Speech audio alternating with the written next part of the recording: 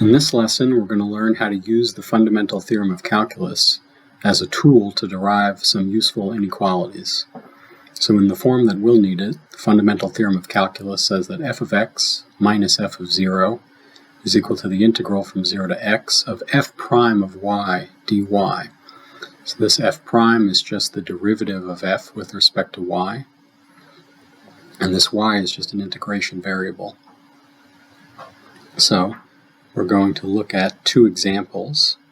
So the first example, we're going to show that the square root of 1 plus x is less than or equal to 1 plus x divided by 2 for x greater than or equal to 0.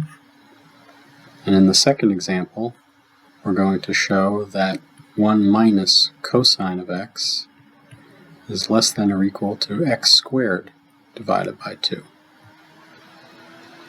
So let's get started with the first example.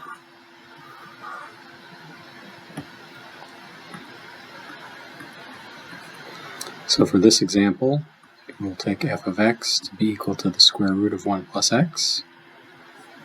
So f of 0 is just equal to 1. And f prime of x is equal to 1/2 times 1 divided by the square root of 1 plus x. So, using the fundamental theorem of calculus, we find that f of x minus f of 0 is equal to the integral from 0 to x of f prime of y.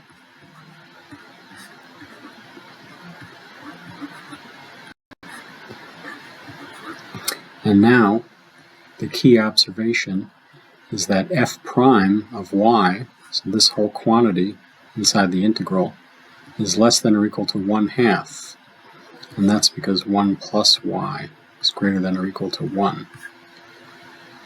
So, we find that the square root of 1 plus x minus 1 is less than or equal to the integral from 0 to x of 1/2 dy, which is just equal to x divided by 2.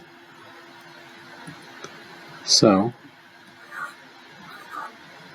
we can rewrite this final result as square root of 1 plus x minus 1 is less than or equal to x divided by 2. And by moving the 1 to the other side, you can see that this is the inequality that we were trying to derive. So we found it using the fundamental theorem of calculus.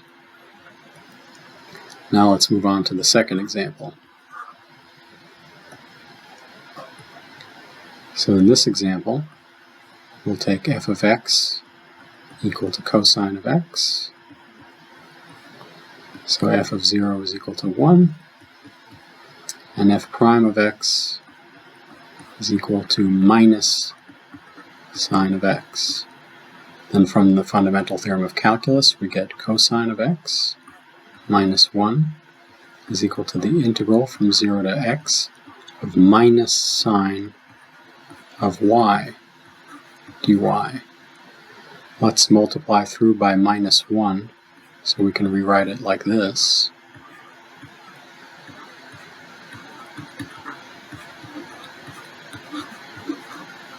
And now we're going to use the fundamental theorem of calculus again, but we're going to use it to rewrite sine of y as an integral.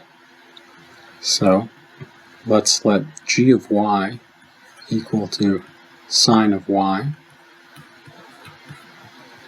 Then g of 0 is just equal to 0.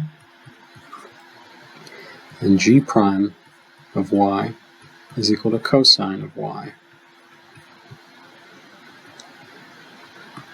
This means that using the fundamental theorem of calculus, we can write sine of y like this. So g of y minus g of 0, it's just 0, is equal to the integral from 0 to y of g prime of z dz, which is just cosine of z dz. So now I'm going to plug this back in to our old integral where I had sine of y. So I'm going to plug it in for sine of y. This is going to give us 1 minus cosine of x is equal to the integral from 0 to x times the integral from 0 to y of cosine of z dz dy. So we have a double integral. Now, the key observation is going to be that this cosine of z is always less than or equal to 1.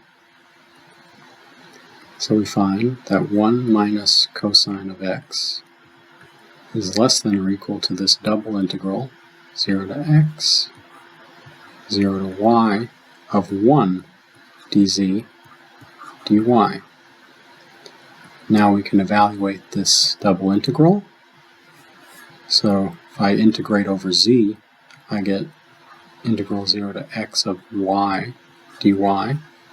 And if I integrate over to y now, I just get x squared divided by 2.